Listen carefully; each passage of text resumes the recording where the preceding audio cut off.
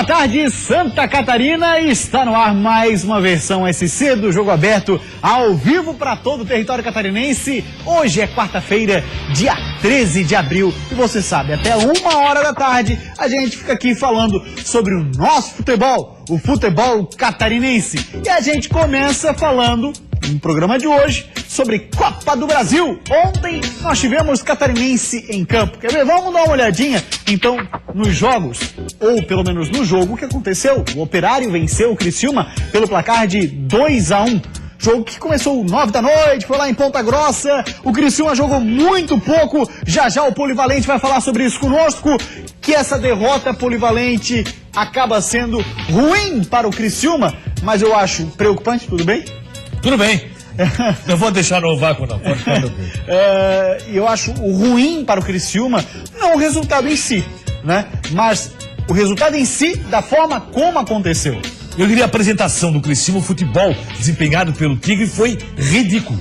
O Criciúma não jogou absolutamente nada. O primeiro tempo do Criciúma foi de equipe semi-amadora.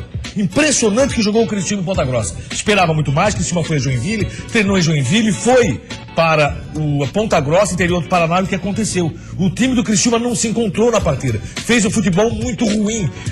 Correria do Operário e o Criciúma olhando o jogo o tempo todo. O segundo gol do Operário demonstra o que foi a partida em si. No segundo tempo, o Operário cansou, o Criciúma cresceu, mas muito longe daquilo que falávamos aqui. Falamos ontem sobre o crescimento tático do Criciúma. Não apresentou absolutamente nada. Sobre jogadas ensaiadas do Criciúma, nenhuma delas apareceu. O Criciúma foi refém de um futebol muito ruim, tanto do Tigre como do Operário de Ponta Grossa. Jogo ruim, fraco tecnicamente, e o Operário vence. O Criciúma tem tudo para passar para a próxima fase, ir ao Pará. Acredito que vá a Belém do Pará, já que o adversário vai ser uma equipe do Pará. Aí o que acontece? Esse mesmo Criciúma deixou de matar o jogo. Mas como mataria com o futebol tão frágil? A fragilidade do Operário foi muito melhor do que o que é apresentado pelo time do Criciúma. Criciúma horrível ontem. Olha, foi dar vergonha, viu?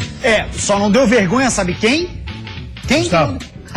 Gustavo, né, meu irmão? Gustavo, que tá numa batida de fazer gols interessantes. Até porque ele tava no ano passado muito pouco aproveitado, a torcida pegava no pé, quase dispensado. Quase dispensado, teve pra sair do Criciúma muito recentemente, não é coisa antiga não, muito recentemente teve pra sair do Criciúma, e aí o que acontece? Gustavo vem brilhando, fazendo gols todos os jogos. Gustavo sempre brilha, né?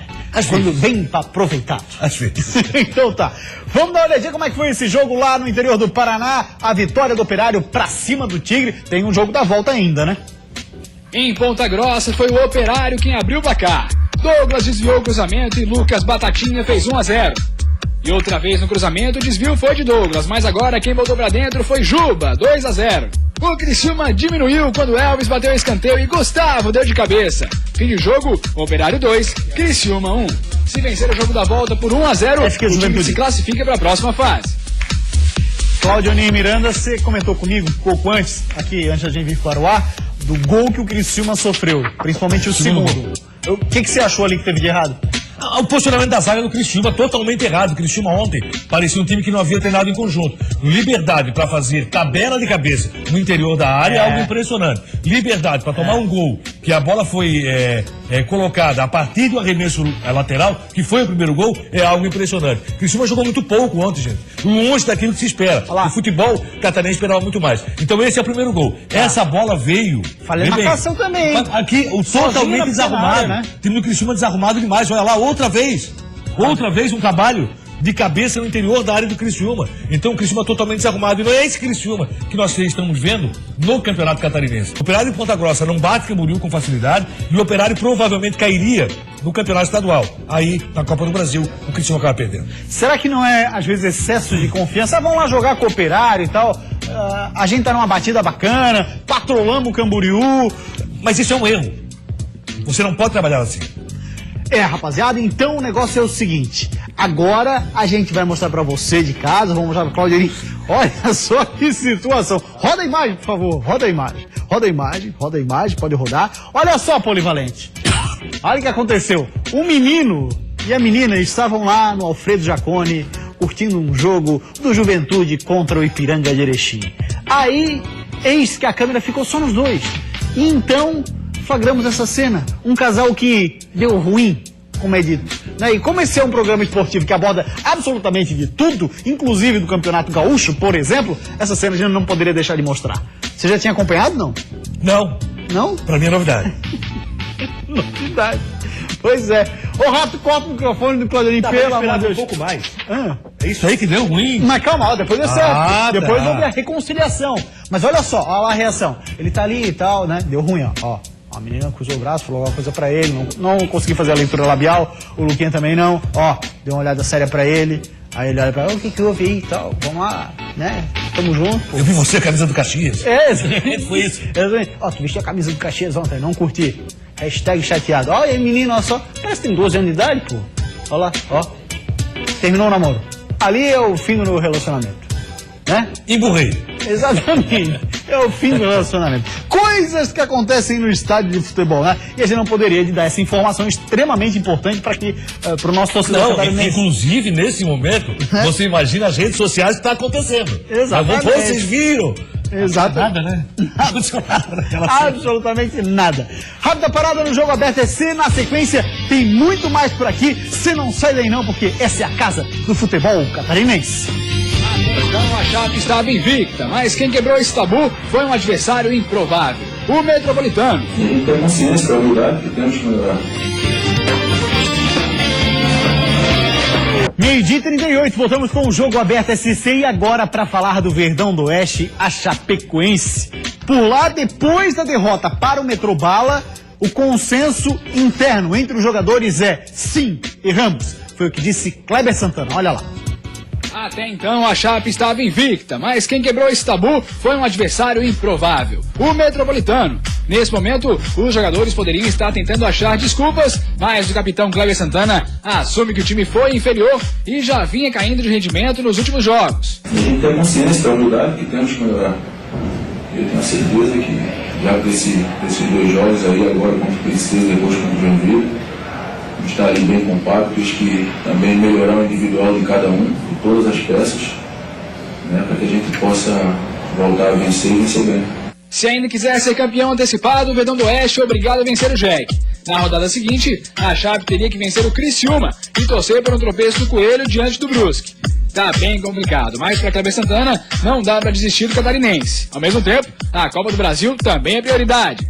Não pode desesperar, foi um resultado onde não era esperado, onde nós jogadores queremos os 3 pontos, mas que não tem nada perdido nesse segundo turno. Temos uma decisão aqui contra o Joinville. Antes disso, temos Copa do Brasil, né, contra o Princesa aqui, que é outro jogo decisivo, precisamos passar. Não dá pra dizer que tá 100% na mão da Chapecoense, porque depois ainda precisa novamente torcer contra o Joinville, pelo menos por um empate contra o Brusque. E quem depende de si é só o Joinville, né? A ação Chapecoense é bem diferente daquilo que era anunciado antes. O que eu esperava, a Chapecoense chegasse dependendo de si, jogando dentro de casa para reverter a situação. A última partida. Não, jogando dentro de casa contra o Joinville. Ah, tá, sim. Mas se vencesse o Metropolitano, poderia alterar a situação. Acaba não acontecendo por quê? Porque acabou perdendo esse jogo contra o Metropolitano no último minuto, um golaço, né? Rapaz, já tirou o partido das costas, né?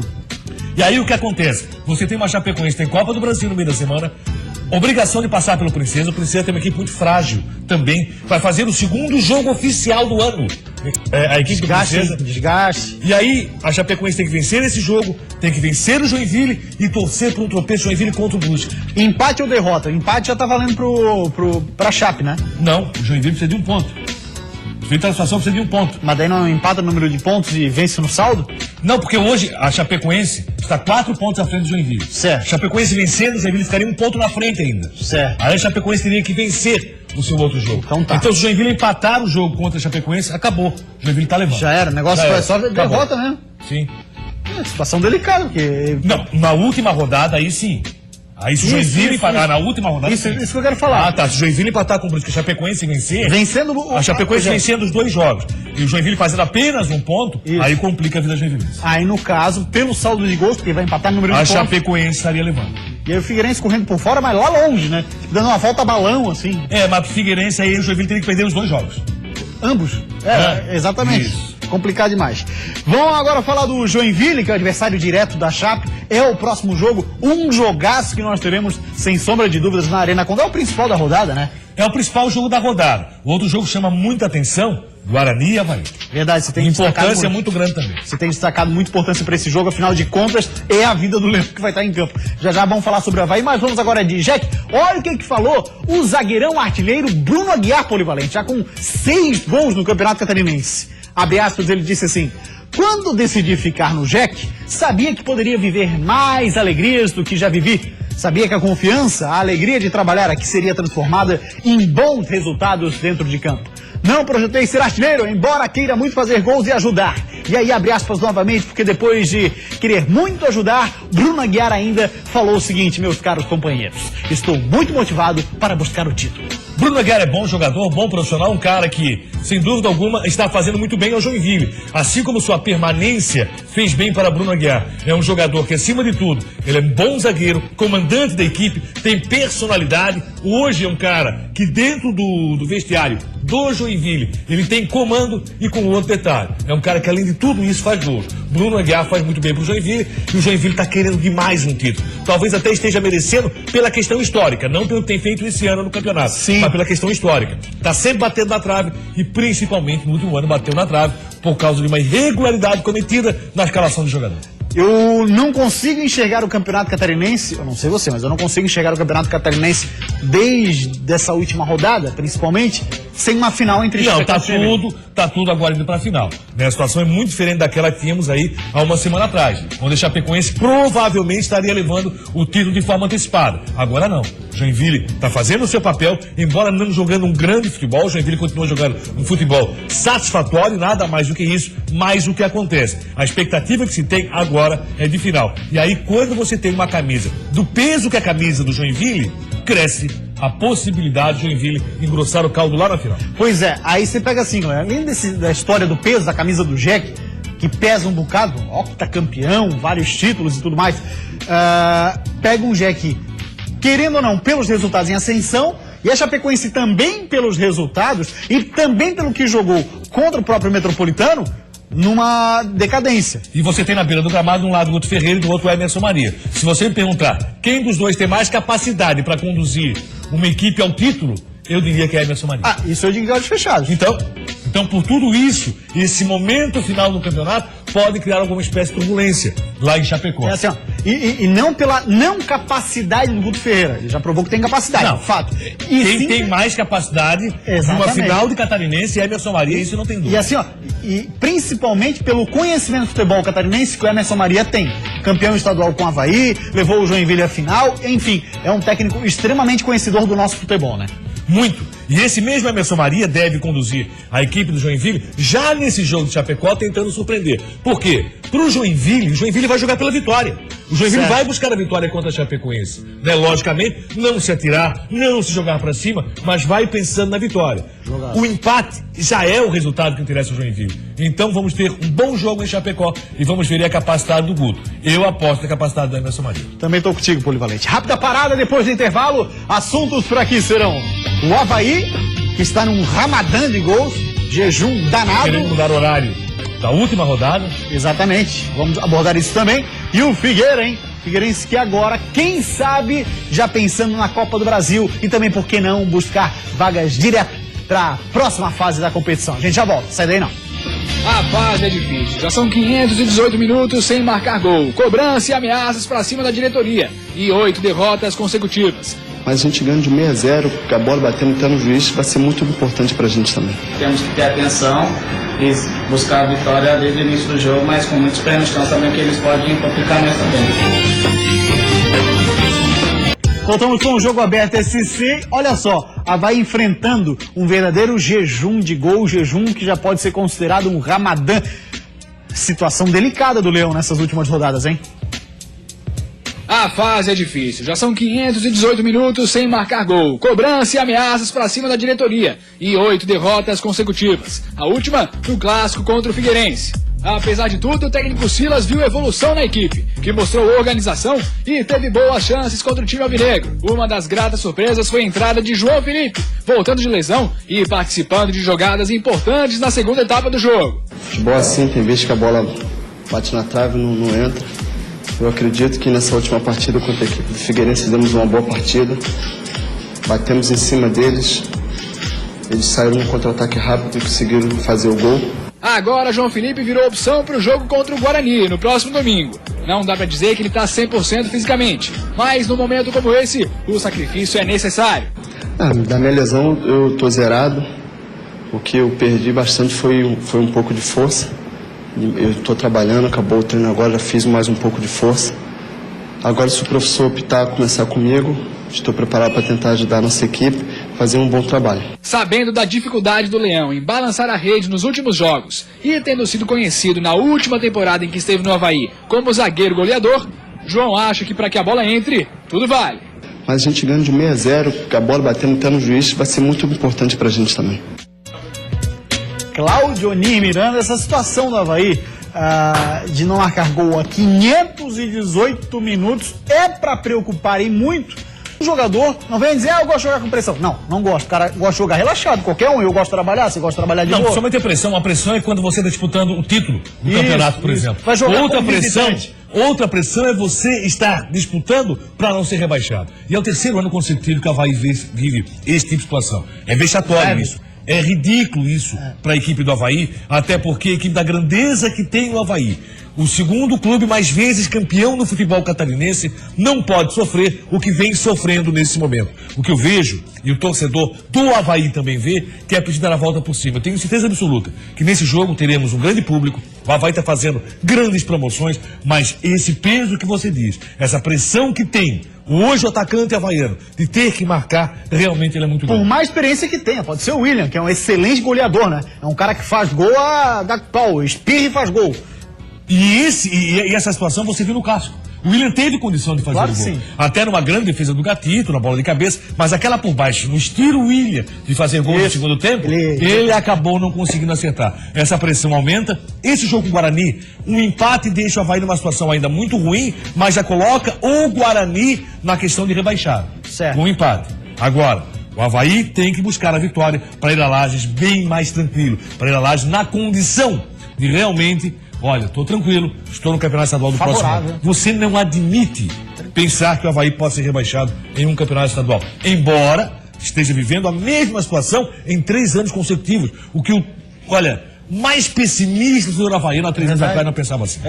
Já pensou, falar assim, 3 anos, te prepara, porque o Avaí nos próximos 3 anos vai brigar para não cair. No catarinense. Não estamos falando de Série A ou Série B do Campeonato Brasileiro.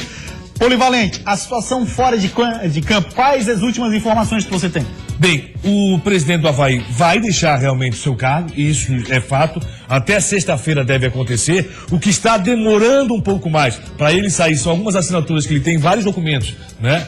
Dos próximos anos do Avaí, daqui para frente, que ele quer deixar tudo muito claro. Trâmite jurídico. E a questão do Batistotti. Batistotti diz que fica, o que lhe é permitido.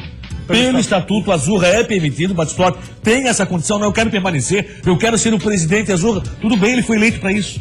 Entendeu? Não tem um outro tipo de situação. Só que aí, nesse momento, eu acho que todos devem pensar no Avaí, inclusive o Batistotti. Eu não sei quais pessoas estariam lá do Batistotti para referendar esse tipo de situação. Mas também tem um detalhe, né? A gente tem que deixar muito claro. O conselho que elegeu o presidente, ele elege presidente e vice, e aí assume a bucha, né? Agora que o presidente vice-presidente hoje, e se for o presidente decidir, tem que acatar e ficar quieto. O presidente do conselho hoje não estaria ao lado do Batistotti. Pois é, aí já não, aqui ó, estaria se criando uma terceira ala dentro do Avaí, que tá cheio de alas. E isso é uma situação problemática. O Avaí agora tá batendo também na tecla de mudança. Pelo menos, o que me passou a assessoria de imprensa do Avaí, ainda hoje pela manhã, sim, a mudança de horário para sábado seria para que todos os clubes jogassem no mesmo horário, aqueles clubes que brigam contra rebaixamento. Isso é importante. Eu também acho importante. O jogo sendo no domingo, nós só temos um jogo que não está no mesmo horário, que é o jogo do Metropolitano e Criciúma. Certo. O Metropolitano ainda pode ser rebaixado. Certo. Os demais já estão todos para 18h30. Aí tem a questão de manifestação, pode acontecer, não acontecer.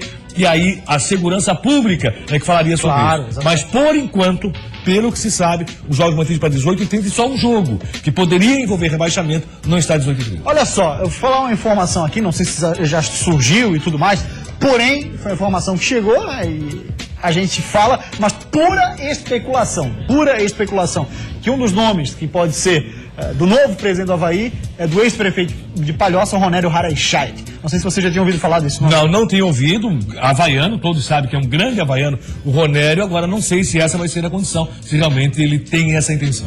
Você sabe outros nomes? Alguma coisa surgiu? Está citando muitos nomes. E aí, assim, se você cita um, você pode cometer um grande erro, porque começa a circular de uma forma, até nesse momento, uma forma que pode comprometer o andamento do processo. Né? O que se sabe é o seguinte: o vice-presidente do Avaí diz que quer permanecer no cargo, Francisco Batistotti.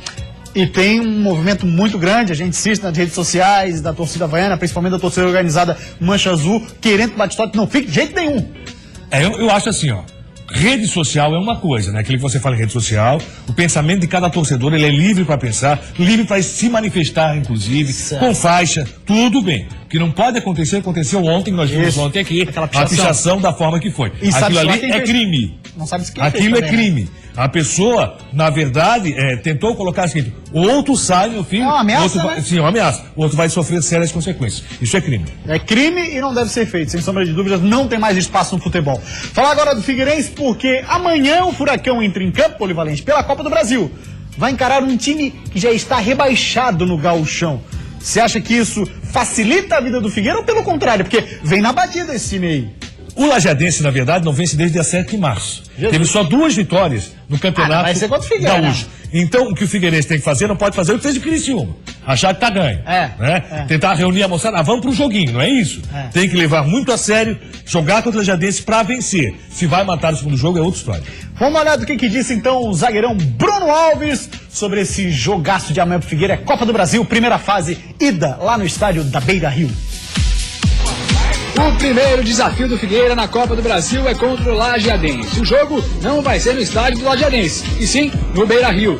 Bruno Alves até acredita que isso dê vantagem para o Figueira, mas não é nada que decida o jogo. Eu acho que facilitar não é a palavra certa. Eu acho que ajuda pela demonstração de futebol que nós vem tendo, de buscar jogadas pelo chão, de trabalhar mais um pouco a bola.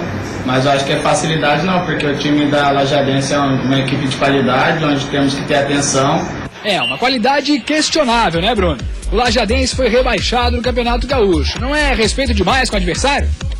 Pelo fato de ser rebaixado, eu acho que isso não interfere muito, porque eles vão dar tudo nesse jogo da Copa do Brasil, né? Eu acho que esses 2 jogos eles vão jogar realmente a vida. Enquanto o time se prepara para esse desafio longe de casa, o Scarpelli dá as boas-vindas para 2 profissionais que estão voltando. O Hudson Coutinho voltou de férias e já participou do treino de ontem. E o William Potker, atacante que tinha sido emprestado ao Linense e foi sensação no Campeonato Paulista, voltou ao Figueira. Por enquanto, ele não sabe sobre o futuro. Com um contrato até dezembro de 2017 com o Figueira, até agora não há informação sobre novas propostas. Potker está lesionado e vai fazer tratamento no DM alvinegro, podendo voltar a treinar dentro de 3 semanas.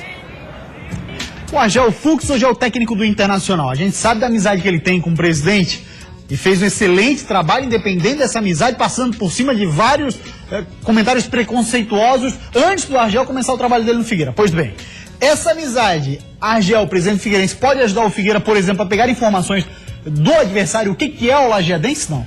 Não, com certeza, já aconteceu, né? Inclusive, o Vinícius ontem parece que já estava assistindo alguns jogos do Lajeadense, que não vence, volto a repetir, desde dia 7 de março não sai com a vitória a equipe gaúcha do Lajeadense. Rebaixado no Campeonato Gaúcho, uma equipe que apresentou um futebol em alguns momentos até razoável, mas é uma equipe fraca, frágil. Figueirense tem condições de eliminar o segundo jogo. Tem que buscar inicialmente a vitória. Com relação ao William Potker, o que acontece? Não houve nenhum contato oficial.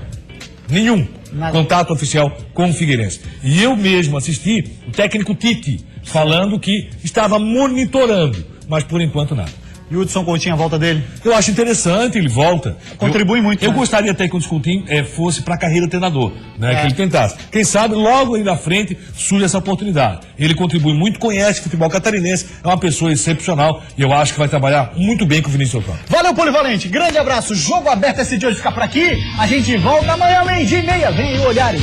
Tchau, gente. Até amanhã, hein?